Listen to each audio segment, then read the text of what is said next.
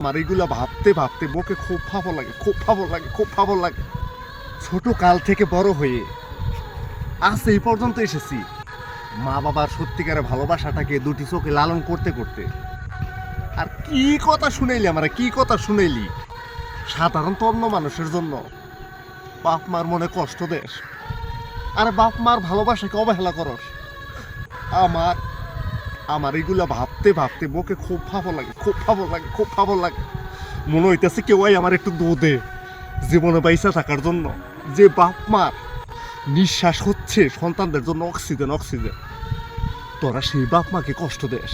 মনে রাখিস, বাপ মার দোয়া জীবনে শান্তি আনে, শান্তি আনে, কিন্তু বাপ মাকে কষ্ট দিলে নিঃশ্বাসটা বন্ধ করে ফেলে। জীবনে কোনোদিন সুখ আসে না, মানসিক শান্তি দূর হয়ে যায়।